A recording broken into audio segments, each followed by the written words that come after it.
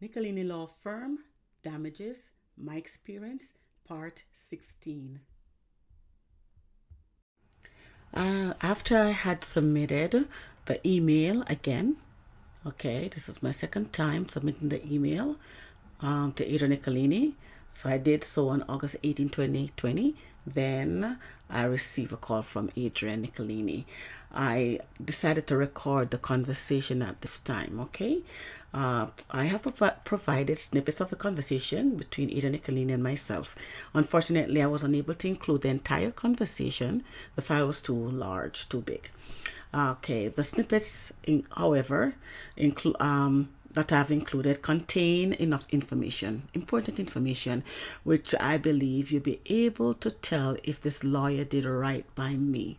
Okay, just for a refresher, you can recall I had retained this lawyer in April 2017, right? And my WSIB claim was suspended in October 2018, over a year later, right? And they said they had suspended it because no medical records were provided, right? Then in June 20 in June on June 4, 2019, I got a letter from WSIB stating that there's a hearing. So based off that, I figured that my suspended account WSIB claim was reactivated, I guess. And then I'm assuming that they got the medical records, right? But no. To my understanding here, maybe you could get that understanding too, was that for June 4th letter that had a hearing date set, right, was after my distorted medical records, right? So when I met with Adrian Nicolini in November 2019, and I saw him a day before the hearing and the morning of the hearing. Honestly, that's what Adrian Nicolini said. All they needed from me, WSIB, that is WSIAT, needed for me to prove that the injury occurred at work. When I went to the hearing, understand that, I am supposed to provide the Adrian Nicolini did not provide, the medical record from my doctor. Oh boy. So they canceled the hearing that day, and then asking me to sign a consent form to obtain a medical record. What would you have done? No, I'm not signing that, because this time my medical records were distorted. So no, I refuse to sign. Okay, please listen to the conversation. Okay, thank you for your time. Hi, Adrian. Can you hear me? Hi, Delaney. How are you? Could be better, thank you. Okay, all right. I've gone through your email, and I disagree with some of the comments there. And that's basically the extent of that. I think it also concludes with the fact that you don't want to sign any documents that give Wsib access to your medical records. Definitely, yes. Okay. Well, then that's going to be a problem, because then the tribunal won't reschedule your hearing. And then they'll ultimately dismiss it for delay. Well, I was there. You told me one thing and they did something else. I am not understanding. I am definitely not understanding. What are you not understanding?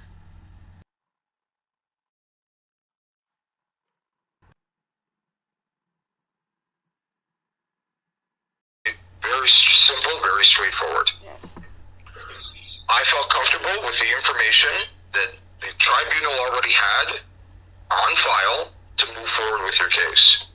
I didn't think that we needed any additional medical evidence. The evidence for me was very straightforward. There was evidence relating to a change in your work tasks. There was evidence relating to you going and getting treatment as a result of those change in work tasks. There's evidence of you emailing your Bell Canada telling them about how these work tasks are aggravating your risks. This is all as straightforward as a case as it gets. In my eyes, I didn't need any additional information. I don't think I need any additional information to prove your case, but the tribunal has indicated otherwise. There is nothing I can do about them. The arguments that I made were straightforward. They aren't necessary. They said they are, period. You're going to have to move on. They have decided how they want to conduct the hearing.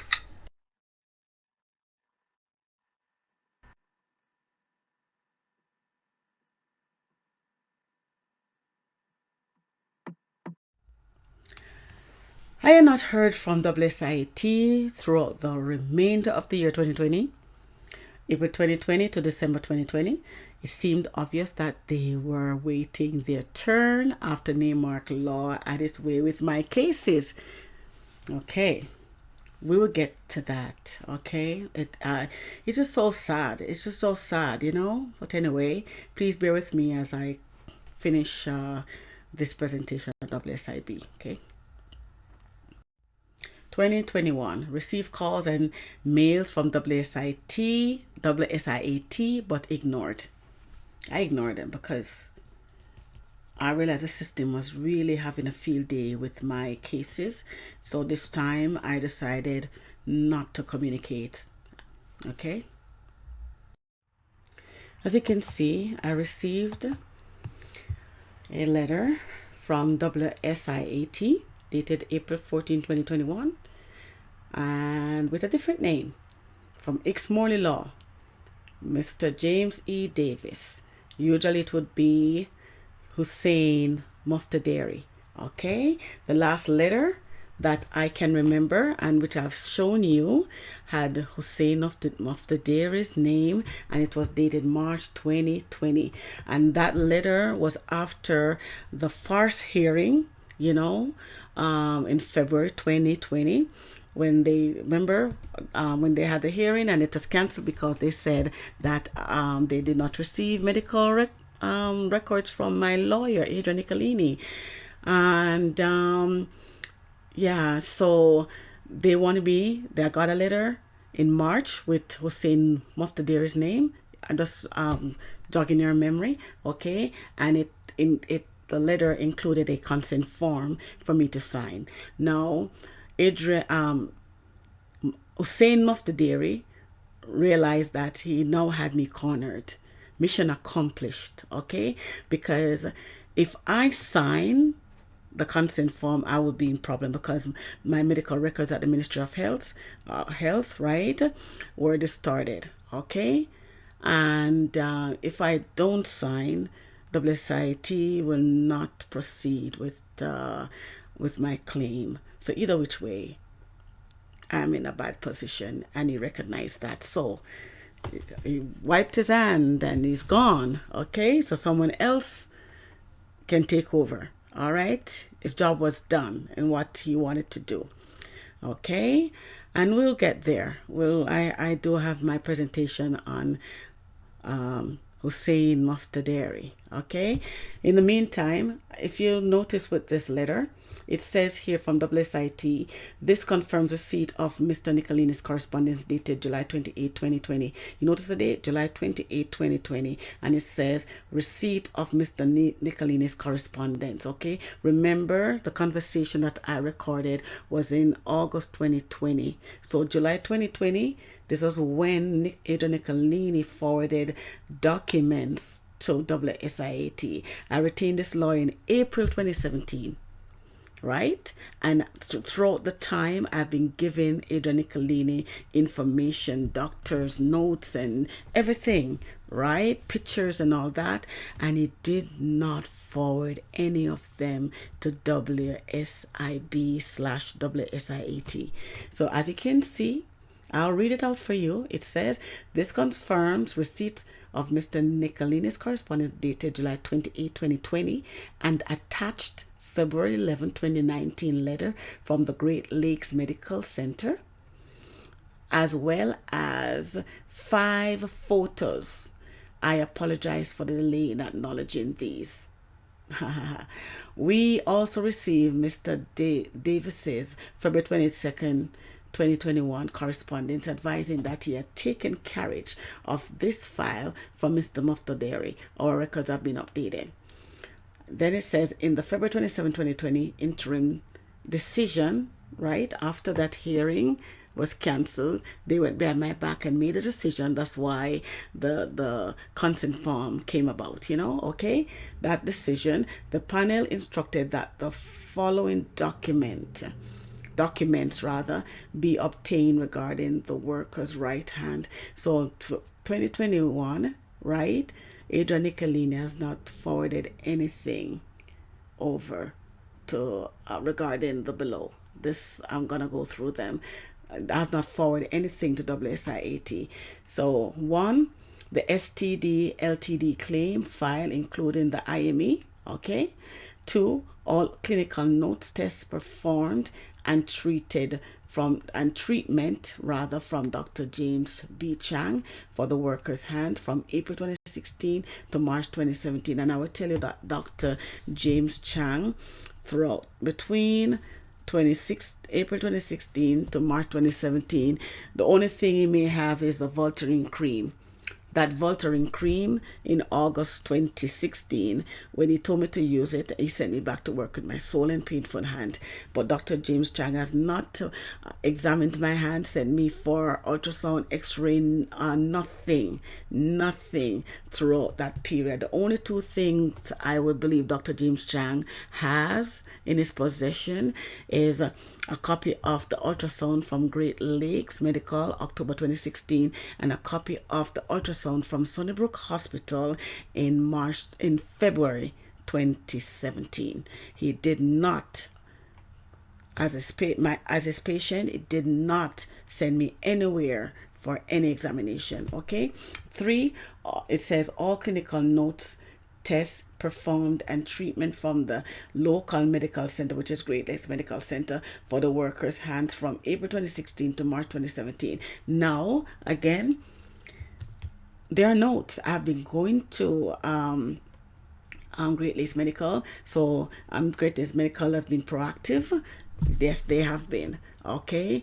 And so I don't know why they have not been given my medical documents. I am not sure why ADRIAN NICOLINI have not obtained those documents from Great Lakes Medical and provided to WSIT. Anyway, please feel free to pause and read. Thank you.